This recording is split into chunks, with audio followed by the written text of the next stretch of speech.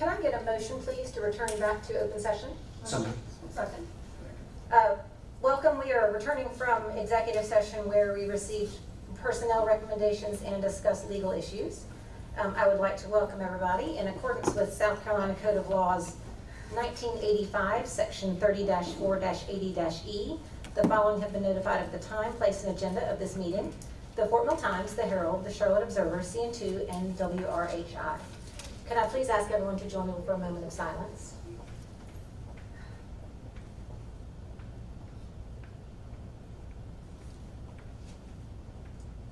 Thank you. We'll now stand for the Pledge of Allegiance.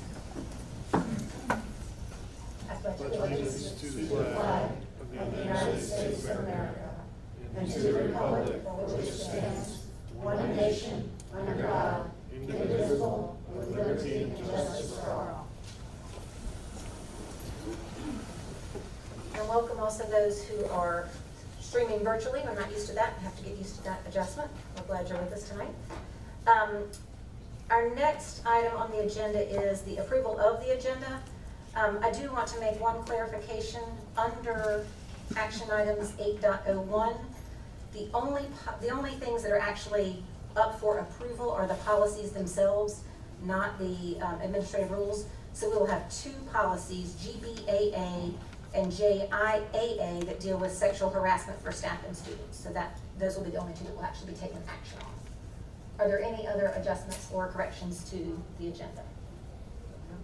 All right, then that will stand as stated. We did have an action item resulting from our earlier executive session. I think we have a couple of one motion to make. Okay. I'd like to make a motion that we accept the recommendation of the administration for 2 replacement certified positions. Second. Motion and a second for 2 replacement positions. Is there any discussion on the matter? All those in favor signify by saying aye. Aye. Any opposed? All right, that motion carries. Next, we have approval of our minutes from the August 25th meeting. We've all been provided a copy. Were there any adjustments or corrections to those? All right, then they will stand. And then that brings us to public participation. I do believe we have just one card or more. Two. Okay, so we have one person. Let me find my little notes. Just a reminder of how our public participation works. You'll have 5 minutes, and it's actually per person, so not per topic. So you'll have 5 minutes to cover your items that will start once you state your name and address for the record. You are welcome to speak on any program or topics or of concern. We do not permit public session any expression of personal complaints against school personnel or any person connected with the school district. With that, I will call up Alexis Benson. Is that the right name? Yes, ma'am. Okay. If you will come up to the microphone. Sure. Good evening, everyone. Can you state your name and address, yes, please? My name is Alexis Benson. My address is 235 Straightaway Lane. My children are in 1st and 3rd grade, and their father lives in 90, I don't know the number, but Burning Acres Court, Waterside. I have 2 points to bring to the attention of the board today. The first is the face mask mandates within the schools, as well as other unnecessary precautions. And the second is a lack of flexibility in special services given to children with IEPs.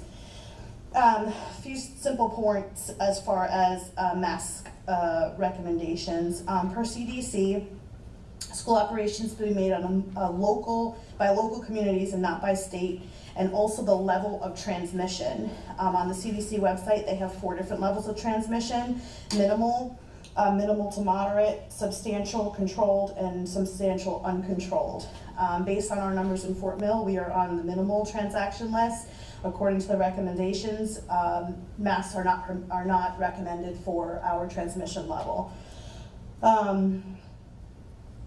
Cohorting is something that the school board has done with the children, and it's very sad. I drive by the school and see the kids in like 20 by 20 foot areas. It looks like a jail yard where the inmates can't mingle with one another. They can't use equipment. They get one ball. And my daughter came home crying, asking why she couldn't play on the playground, and she's in 1st grade. That tool is supposed to be used for substantial and controlled transmission, and we don't have either of that. So we're damaging our children's psyche for no reason at all. CDC only recommends proper ventilation and maintaining good hygiene and disinfecting practices only.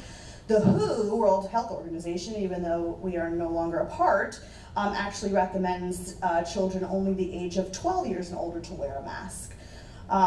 The science. Masks don't work. Way before COVID-19, there's been dozens of articles that have already done the science for us long ago, and I'm gonna rail off a couple of these here. In 2009, American Journal of Infectious Control, volume 37, issue 5, concluded that masks for healthcare workers especially had a significantly higher rate of headaches, and they did not improve any benefits of reducing viral symptoms and getting sick.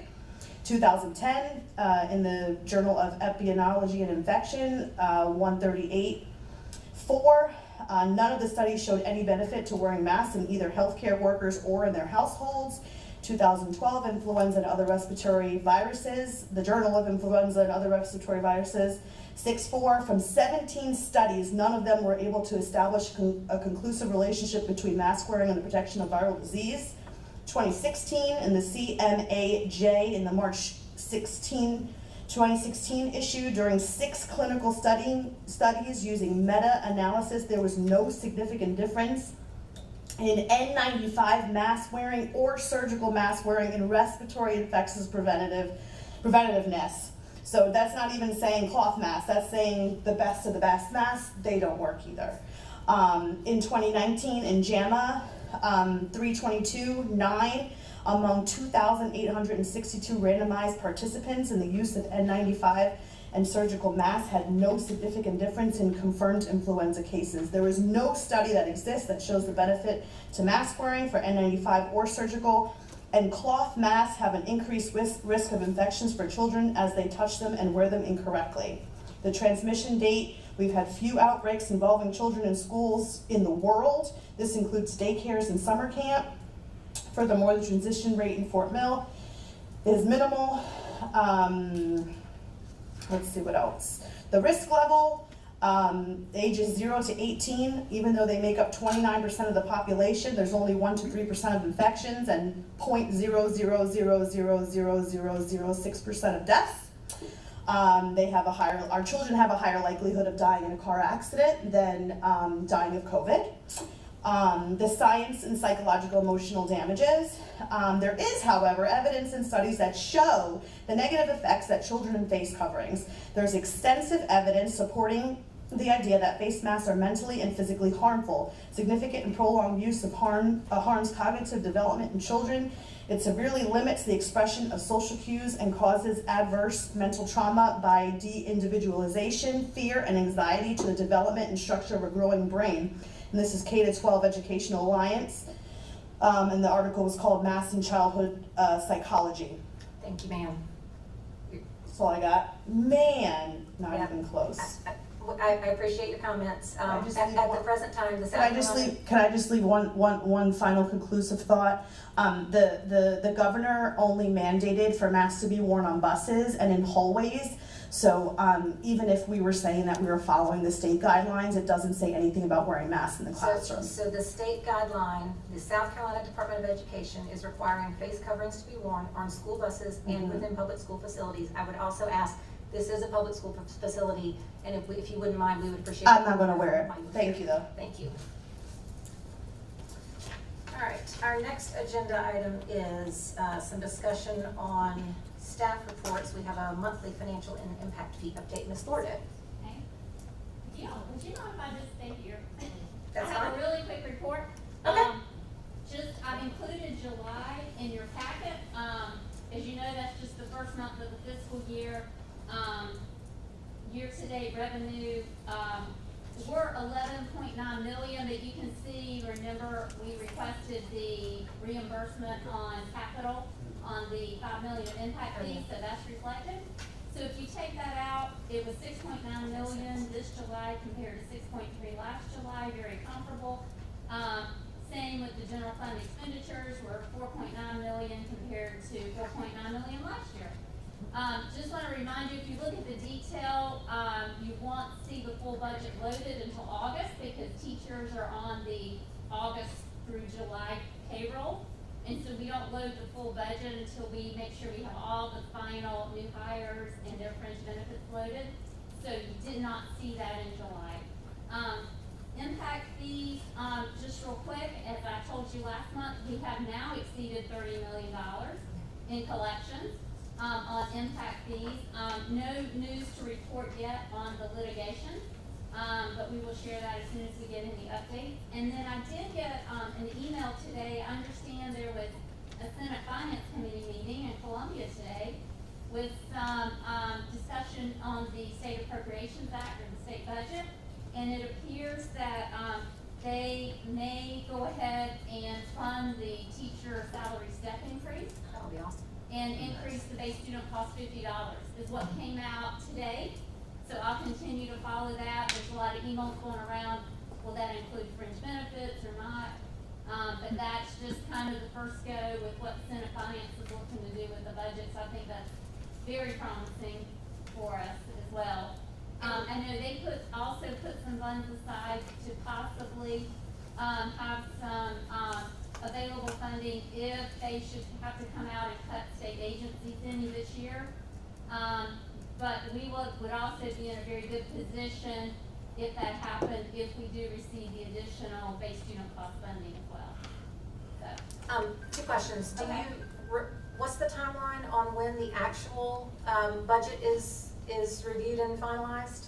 They are convening September 15th, so I believe by the end of the month, and then we should know very quickly, once we kind of hear the discussion, once they are in session that week of September 15th, and then I think they've allowed themselves additional days if they need to go into the next week as well.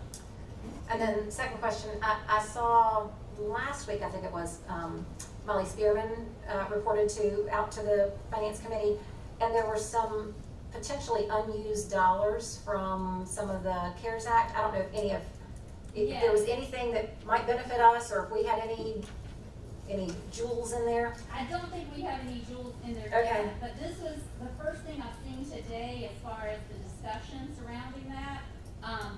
As you can probably imagine, what I heard today was 420 million of that was going to the unemployment state insurance fund. That's The unused largest portion of Molly's money, of I don't know if education money? it's the unused portion, they're calling it phase 2 of the Okay. CARES Act. They did not specifically say, but I have a feeling it could be rolled into that. A large amount going to DHEC for continued COVID testing and monitoring. And then a lot into other nonprofits for providing family assistance, food, utilities, and things like that. Because she had asked for, I think there were some unused summer school dollars for when there weren't in person, as well as some maybe continuing of feeding programs and things that she was hoping to be able to have some flexibility with. I did not see anything on what I got today Okay. about that, but I'll continue to watch for that, and if we get any additional information before our next meeting, I will send that out to you and keep you updated as well. Is the state right now, are they still the 1% that they currently have held back this year in regards to the retirement? Correct, that was a permanent delay. Mm-hmm. They will not increase the state retirement employer side this year, but they will add that on in 2023. Mm-hmm. So I believe now. they're staying firm Yes. on that? Yes, Okay. that was a permanent Okay. suspension of the 1%. Okay. Great question, thank you. Okay, Other questions for Leah? thank you. Thank you, Ms. Lordo. All right, Mr. Young, action items. All right, 2 weeks ago we had the first reading of these 2 policies. The first one is GBAA, sexual harassment and retaliation of staff. If you recall, it goes through the overall policy procedures, committed to maintaining a work environment free of sexual harassment and retaliation. Y'all have any questions? Any questions or discussion from last time? You want to do a motion one at a time? All right, let's go ahead and do this one. I'd like to make a motion that we accept the recommendation of the administration to update policy GBAA. Second. Motion and a second to implement policy GBAA, sexual harassment and retaliation for staff. Any discussion, questions? All those in favor signify by saying aye. Aye. Any opposed? Okay. Next one. All right, the second policy is JIAA, sexual harassment and retaliation of students. It's basically the same thing as with staff, goes into the overall procedures for reporting and for acting on those reports. And then also goes into where those could take place, and also confidentiality, discipline, and notification of the policy. Someone like to make a motion? I'd like to make a motion that we accept the recommendation of the administration to add policy JIAA pertaining to sexual harassment and retaliation of students. Second. Motion and a second for policy JIAA, sexual harassment and retaliation for students. Any further discussion or questions? Okay, all those in favor signify by saying aye. Aye. Any opposed? That motion carries. Thank you. All right, thank you, Mr. Young. And now, the superintendent's report. Probably the most exciting thing that everybody wants to hear about. How's school going? Got a low bar. How's it going? Quick, short calendar of events. We did, as you know, get school started last week. This, as far as this month is concerned, it looks pretty benign. We have a school board meeting scheduled again 2 weeks from tonight. The candidate forum in October, actually the Thursday, the 22nd, is going to be held at Catawba Ridge, and it's going to be virtual, as you may have read by now. They'll take questions from the public for that ahead of time. So that will be on that night.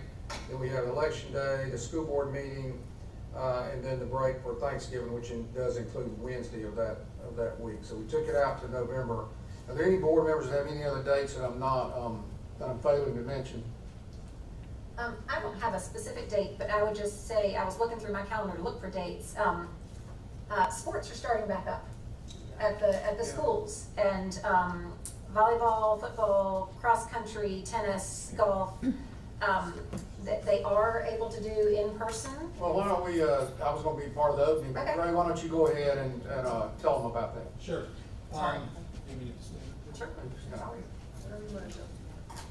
So we've been working with the athletic directors and the principals at each school, and basically we've come up with some general guidelines. The South Carolina High School League released some spectator guidelines from the state. They did apply for a waiver that allowed them to go above what the governor said. It was a 50% capacity, or at 250 minimum, whatever comes first, 250, whatever comes first. So they did apply for the waiver, but it basically states that we still have to maintain that 6 feet of social distancing when they're seated. So what we did is the ADs and the principals found out the capacity of their venues. They're still working on that for some of them, but we got, for most of them, we did get the capacities of those venues, and we hope to release a more detailed plan later this week. But basically, all spectators are required to wear masks at all times while attending events at school venues, and that's from the South Carolina High School League. All tickets for events will be pre-sold. For high school, it's using an app called GoFan. They've used this before, and people were able to pre-buy tickets, but this time they'll use that app solely to buy those tickets. Unfortunately, we will not be able to allow the use of district badges or the gold passes this year, or until further notice. Number of tickets available will be determined by each school, and the capacity of each venue depends on how many people they can fit with that social distancing guideline. Middle schools are going to start off only allowing family members to buy a family pass. So to try not to complicate things, for like a volleyball game, if my daughter played volleyball, I would be able to purchase a pass for all of her home games for up to 5 family members, and we would sit together. For away games, we can only get 2 of those people in. So we get a family pass for home games, we only get 2 for away games. but that's because there's so much limited capacity at those gyms, the middle school gyms. We want the families to be able to see their kids play, obviously. High schools are doing all pre-sales like I said earlier. Concessions will not be sold at middle school events until further notice, but they will be sold with certain guidelines at high school events. It'll be all prepackaged items, and this is again according to the spectator guidelines by the South Carolina High School League. They'll also try to use cards if they have that system at their concession stands, but if not, they will use a tray, kind of like you see at Chick-fil-A or some of those other fast food restaurants. If you go through the drive-through, they'll use a tray so they do not have to have hand-to-hand contact. Any questions? Seasons, as far as you know, the seasons are scheduled for how many football games, for example? I think it's 7, yeah. All sports, or? That's football. I think volleyball is more. Right, but It has as a, far as opening up competition, all sports. all fall sports, fall or sports. some have already had contests, like swimming had a meet last week. Volleyball started tonight at the high school. Fort Mill and Nation Fort are playing as we speak. Right, so, football does not start, I think the first regular season football game is September 24th or 25th, whatever that Friday is for high school, and then middle school's the following week, so. And I didn't mean to get ahead of you. I got excited because I Yeah, saw yeah. high school football was on my calendar in Right. September. And But we just reported now, back, so. hey. back to normal. Trying to get back to normal. Right. Awesome. Any other questions? And obviously, we'll monitor those guidelines as we go through the sports, and depending on what's going on. Greg, if we have tickets set aside or set aside for family members on the middle school level, I would think that we would try to do that for our high schoolers, especially our junior and seniors. Yeah, I don't know, you would probably need to contact the individual high schools. They're handling that at the high school. I just know middle schools limited it to only family only because of the capacity level. I think high schools will have enough capacity, just looking at it as far as like the stadiums can almost seat 1,200 with social distancing, especially Catawba Ridge and Fort Mill. Nation Fort's closer to 900, but the middle schools are not even close to that. So that's why they're kind of focusing on those family passes. And when we do that, you do need to leave tickets aside for the away teams too. So that's Correct. why, even though they can fit 1,500 or 1,200, Right. we're not going to be able to sell 1,200 just to Fort Mill people. Correct. Because we have to leave Correct. them for the away. There will be some set aside, and it's a percentage, and each high school knows what that percentage is. So. Awesome. Thank you. Thank y'all. New territory for sure, for all of us, trying to wade through this. Getting back to the report, before I talk about numbers, Mr. Burke has prepared for us a little video, audio video, about the opening. I don't know that I can move on. I don't know that I can get out of the way. I'm stuck between my panels.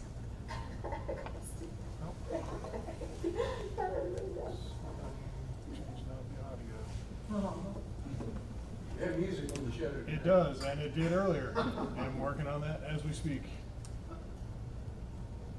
I hear a little something, but it's Yeah, all just say it. There we go.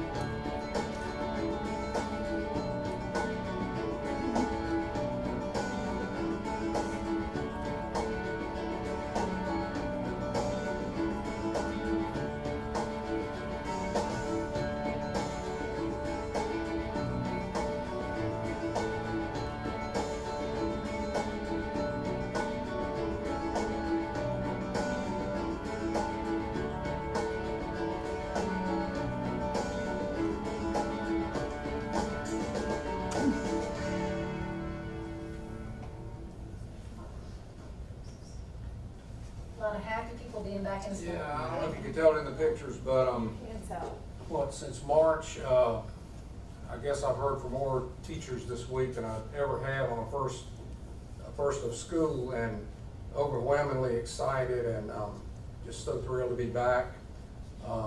Just all positive. I shared with you a recap from each principal earlier in the week, and I'm not gonna go through that, but I think you can tell the theme behind every school report was one of just what I just expressed. So happy to get everybody back. Of course, we started on the AB schedule, and that has been real assuring, I guess, to everybody for the safety aspect, along with just seeing all the kids, the teachers. What hit me the most was the way the educators really missed the students and the interaction. And you could just, when I'm talking to them, it's just so evident.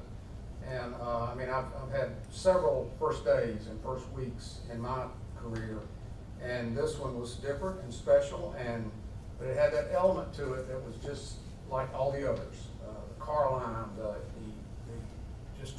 the build up, the new clothes when they get out of the, just, I don't know, really amazing. But that's all the fun part, and it's fun. Let's talk a little bit about numbers. Joe, can you put up our enrollment numbers? Okay, that's gonna be hard to see, but and I sent y'all this on an email earlier, about an hour ago, I guess is when we finally. But for day 6, what I'd like for you to do is go down, and it gives all the numbers for those in the audience, and this is public, of how many kids were in person in each school, how many kids were virtual, how many kids who have apparently moved away. So if you go down to the grand total of virtual plus kids who have been actually here, the total is 16,899. You see that on the second page if you pull those numbers up. So that's I'm trying to see the numbers of there's 5,151 virtual and 11,627 in person. And you split that down to AB so you can figure out how many are in each school on each day. If you look down at, so you say 16,899, I think, Leanne, we projected, and Marty, we projected on into, by the end of the year, we'd be at 17,8 something. And this is typically where we start each year, tracking toward that. If you add in the ones who are doing the virtual, the state charters and the home school, that's 350 and 290, that's 650 roughly kids, 641. So if you add that to the 6,899, you're already up where we typically would have been on the first day. So we have not seen a huge drop off in answer. Now, you see how many have moved away, 585. We're still looking in the third column, we're still looking for 121 who, and sometimes they come in later, oftentimes they move, but that's what we're still looking for in Power School, okay? That we know that we haven't received a report or request for records from another district. So Do we also have students in the hopper that are not enrolled yet, but that we know are in process, or have we gotten through that? Waiting on new school. yeah, where's that number? Is that the 137? Waiting on verification of new school, 137. That's See, wrong. Yeah, I know last time we had a couple hundred in the hopper. I just we had wasn't sure. 200 something in the hopper last time we met. I Yeah. don't have that number on this. Yeah, and I don't have it. I thought that But I was. do know that they were expecting like 6 appointments today, so I mean, I think it's slowed down certainly. Yep. There are Well, some- I walked in the front every day and I checked, and they said this is the slowest day they've had, and they had 8 new students. So I mean, it's 8. That'd be a whole year for some districts, So they're still coming in. But that gives you an idea of where we are numbers wise. I mean, I don't think any of us really knew exactly what it would do, what the virus would do to numbers. But it hadn't slowed down impact fees. It has not slowed down people buying homes in Fort Mill. The surrounding districts appear to be vibrant and healthy on their numbers as well. So that's encouraging, I think. It is good. Any news around the online academy from access to technology, the systems or anything to speak of that I think came up? nothing's broken yet, is No. Brian? No, Brian's actually at the high school volleyball game. Yeah. So he gave me a quick update, but kind of in a nutshell, we have been able to provide devices for all of the virtual academy students that had a need and requested either a device and or internet access during the registration period for virtual academy. They are still working with Comporium on the list of addresses providing internet service, but I think Comporium is very close to having all of those resolved. So that we can all be assured all the students who need internet access have it. Technology's now working on, there are students that are on the hybrid AV day schedule that have requested assistance with a device on the days that they're not face-to-face. And so I think Mr. Spittle had shared with the board at the previous meeting, they were gonna start with the high school students first and work down. And they can serve all the high school students that have indicated a need on the off days, as well as the middle school students. Awesome. So but we probably will not be able to serve all the elementary families, just because as we shared, even if we made the decision to purchase additional devices, the supply is not there from the manufacturers. So we could not even get the devices. But we are gonna be able to serve the high school and the middle school that have requested or have asked, that have a need. So he said he told me this afternoon, it has been a completely crazy 4 to 5 weeks in trying to do this. But his team's worked really hard in trying to respond quickly to, the parents are working with the schools, and then the schools are contacting his team here at the district office, and that day they're taking devices, printing labels, identifying the students, and taking devices out, so. That's awesome. Yeah. And looking back at those numbers of homeschooling charter of 641, even if, let's say something happens, something breaks on the vaccine by Christmas or whenever, we would anticipate a good percentage of those kids coming back. So that's kind of what we're thinking. They're still our students, is for our count, is what we're saying. Now, not the ones who may have signed on to private programs, but, so that's why I didn't say all 500 and 600 of them. Even if we got 400, it'd be a significant number.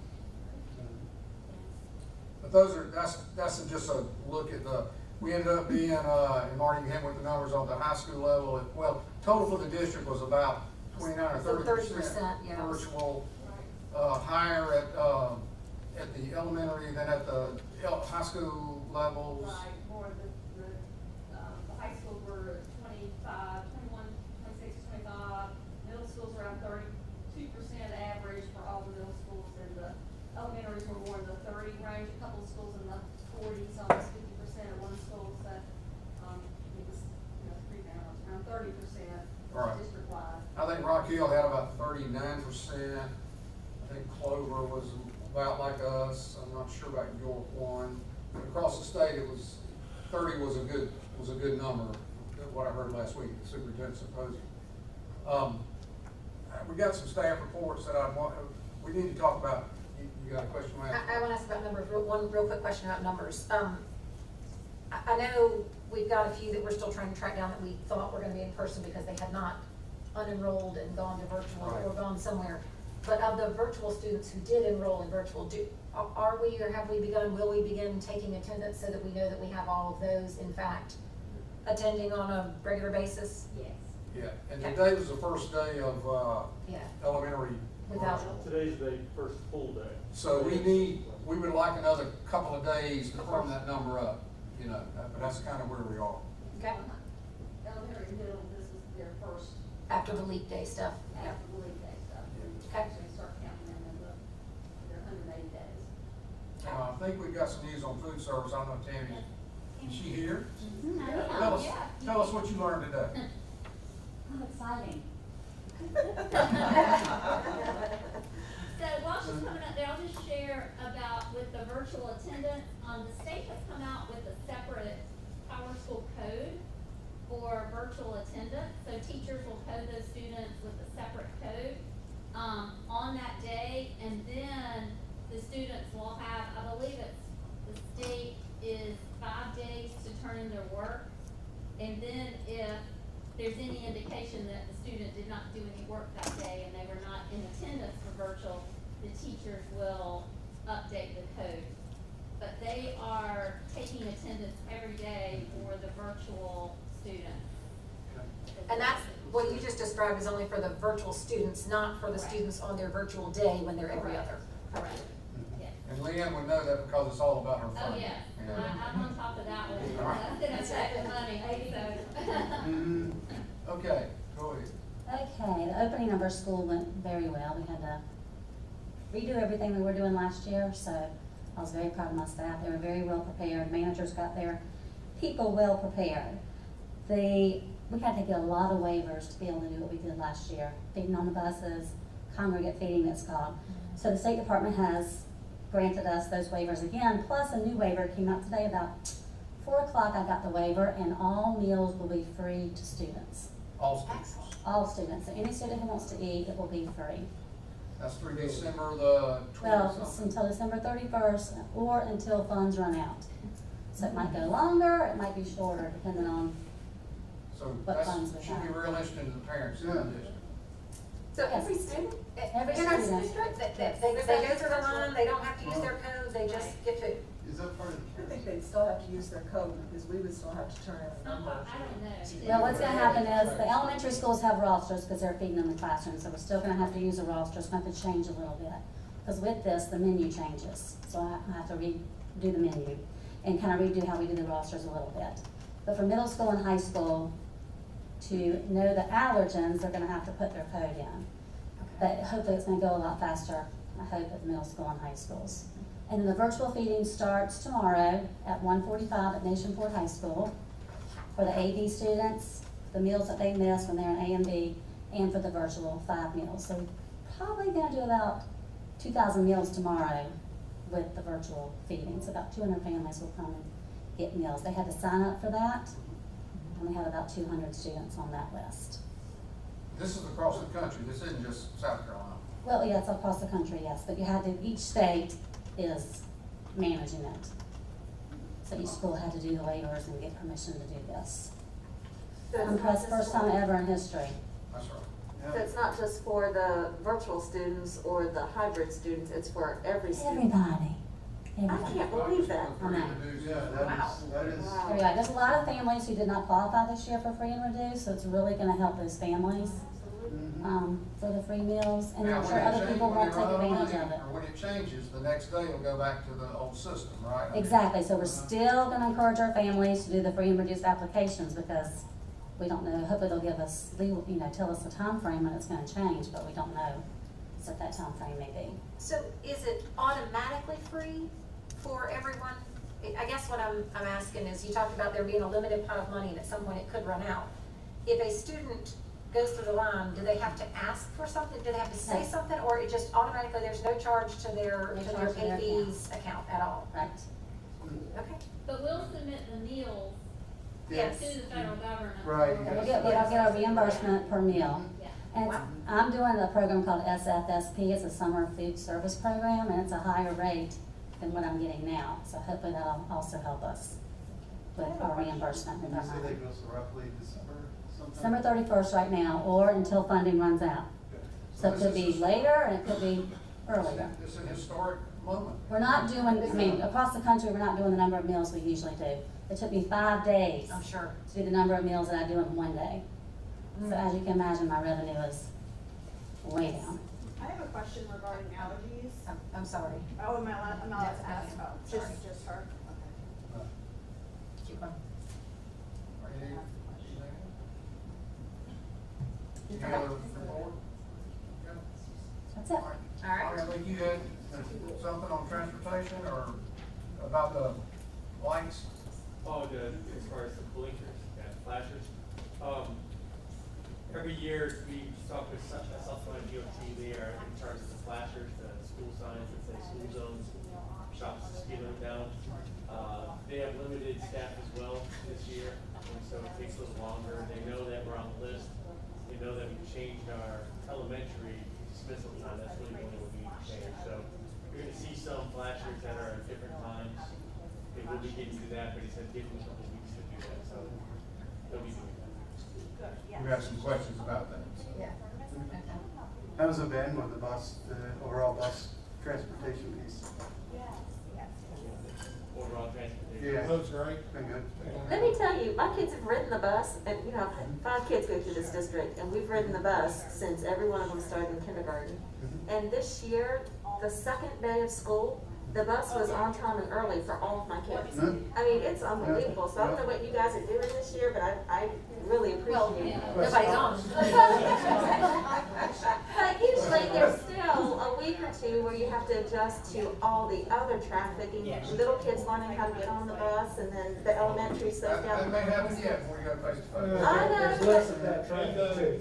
Let me give them a compliment, gee. They appreciate the transportation department worked Yeah. very, very hard Great on news. creating a plan, and it went great, honestly. And, you know, we talked with Tom and told him how great it was, because we only got positive comments from everybody. So, Yeah, good news. Any staff members, before I talk about what a lot of people are asking about the COVID situation? Okay. We got a lot of questions about protocols and process, so I'm gonna ask Gray and Tamara to kind of give us a little update on some of the COVID type questions.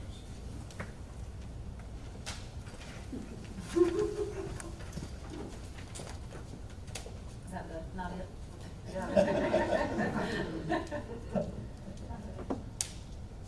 Well, we just wanted to start off by saying, I know a lot of the questions that we have received, and probably y'all too, have to do with quarantine and isolation and what the difference is. So we want to make sure that we address that. Their quarantine is used to separate people who are a close contact or a household contact of someone with a contagious disease such as COVID-19 from others for a period of time. According to DHEC, it is a minimum of 14 calendar days for COVID-19, and it's to see basically if they do develop symptoms or they become ill. So while in quarantine, they should stay home, they should avoid contact with other people until that quarantine is over. So think quarantine, they're not necessarily sick, or they're not sick, they are quarantining as a precaution. Shouldn't go to a BMX race then. Probably not, yeah. Hypothetically.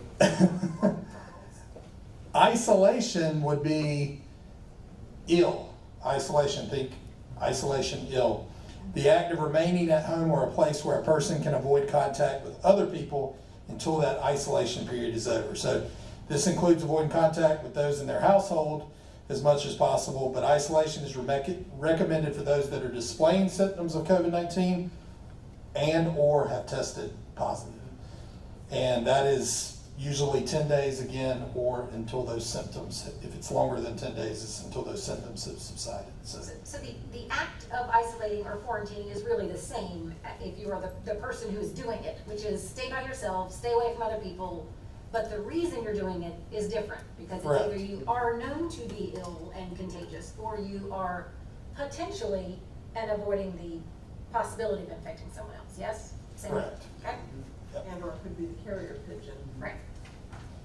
Okay? you want to talk We're about gonna be clearing up a lot of that. That's where a lot of Yeah. confusion for parents is coming on those two, the definition of those terms. And And we've got a long-term plan for communicating this that I'll talk about in a minute. Go ahead.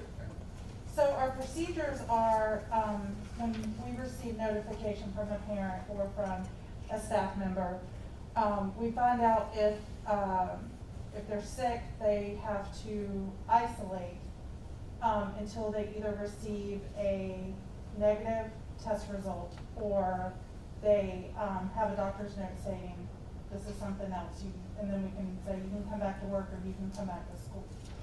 If it is a positive case, then we do have to start, and they were within the school setting, then we have to start the contact tracing, which is where we have to find out where that student or staff member was within 6 feet for more than 15 minutes of anyone else in the school building. And from there, those individuals would be considered close contacts. That information, along with the positive person, is reported to DHEC. Once the isolation, or once the close contact once we've identified those close contacts, then there are letters that are emailed to those students' parents or to the staff member, and a phone call is done by the principal. Anyone else within the classroom who was not considered a close contact will also receive notification by email that there was a positive case, but there's no threat to that student in the classroom. Household contacts are a little bit different because it can mean that's happening outside of our control within the classroom setting. So someone comes to us and says, the father has tested positive. All of the students that belong to that father now have to quarantine for the isolation period and the quarantine period. So those are household contacts. Those are the ones that take up the most amount of time. And then there's notification that goes out for each type of contact. So all of these guidelines and the timelines and how long, whether you do or don't have to quarantine, isolate, et cetera, is all driven by DHEC guidelines. But our responsibility is when one occurs in a school setting, whether it's a family member or an actual student or employee, to then do our own internal contact tracing and notification. Correct. Okay? The quarantine piece of it, you know, when you look at the numbers, it's just incredibly important to understand that these people are not diagnosed with it. They're not currently sick. They're not currently sick. They're just in quarantine because of If they develop, precautionary. so if they develop, then they would then move to the isolation period. And a positive case. Yes. Positive case. A lot of questions from parents about, I heard there was a case here or there and I didn't receive anything. So it's important to note that you won't receive anything as a parent unless your child's in danger, right? I mean, can you kind of clarify how that? Well, it would have to be, so the parent would receive a phone call from the principal, and then also a letter comes from me saying that your child was a close contact. If there was just a positive case in the classroom and your child was not identified as a close contact, then you're receiving notification of a positive case within the school setting. And it would only be for that classroom, those in that classroom, or those on that bus, those on that athletic team would receive that notification that there was a positive case, but there's no threat to you. So if we have 2 children in that school, and the one child, his classroom, there's a child in there who's tested positive, that child will receive a notification, but my second child would not because they're not in the same classroom. Correct. Talk about the two-step remove process. So you've got a student in a classroom whose father is positive. So that student is now quarantining. Household contact. And I have a student now in the same class with that student. So that's a secondary Right. contact, and there would be nothing that we would have to do within the school setting other than that child's now quarantined, and there's different ways that we'll code them in attendance, teachers giving work to that child while they're out of the classroom. But as far as everyone else in the classroom would go, there would be no notification that went out. No notification, nor is there a reason for those other students to take any action. And again, that guidance comes from DHEC. Yes. It's not something that we're making up, that's DHEC. And so roughly, if we know that there is a COVID positive case in a particular class, whether it's employee or student, how long would it take for you to notify me as a parent in that class? Roughly, just Roughly generally. less than 24 hours. Perfect. As soon as you have time to figure it out and look up your phone number, right? So the contact tracing could take a little bit of time, but, Yeah. I mean, Tamara works on that immediately, trying to find that, working with the school to find out who those close contacts are. But as soon as they know them, those letters are going out, and especially for the classroom contacts, because we know who's in the classroom.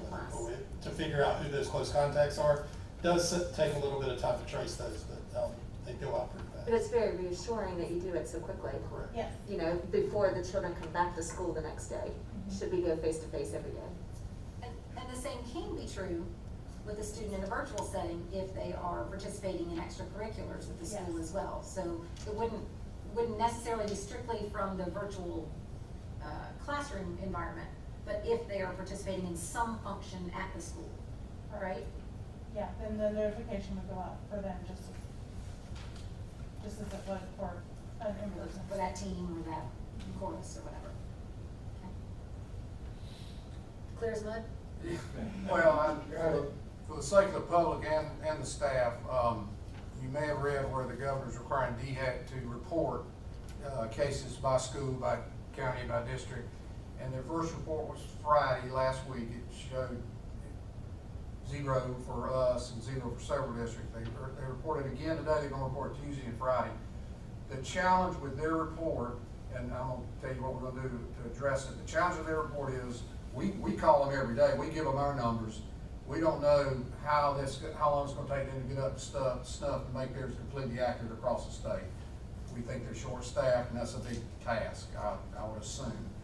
Just looking at the numbers, most schools, they had 0 down, and you'd read in the paper where that wasn't the case.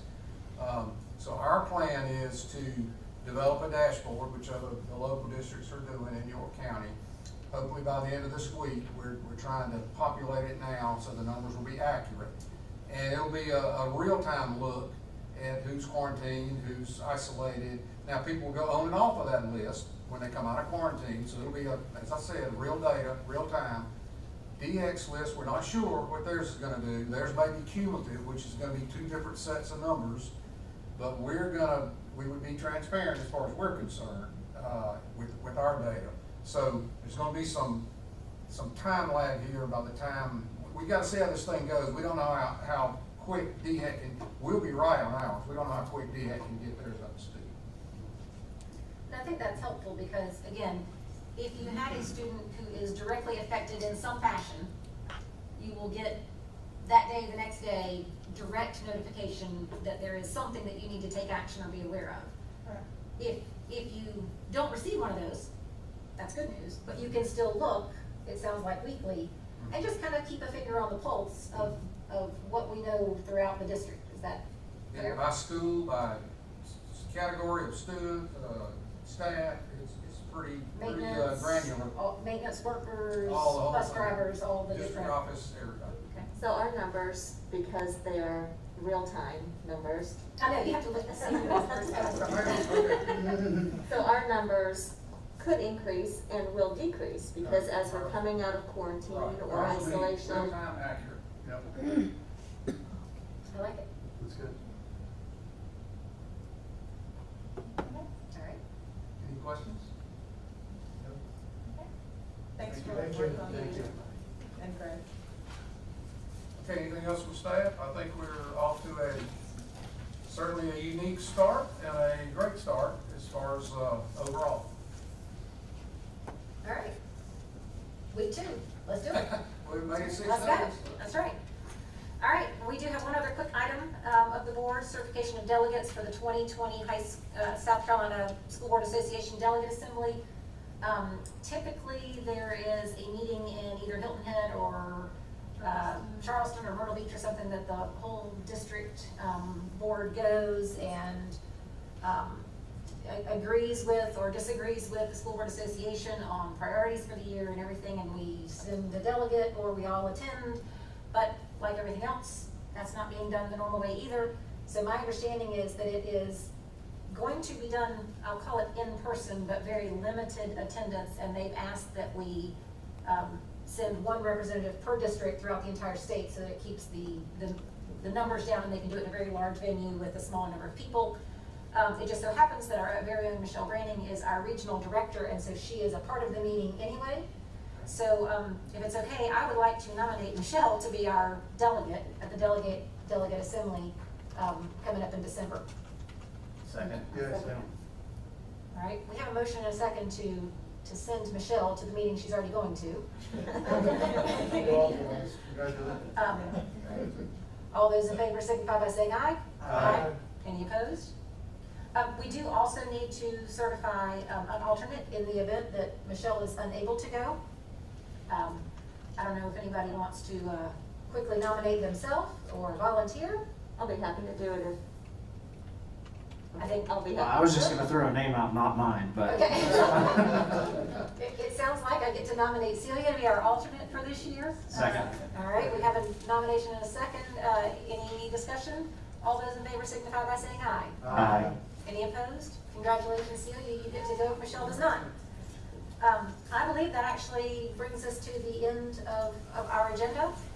If I can get a motion to adjourn. Motion to adjourn. Second. All right, well, thanks everybody for joining us. We are adjourned.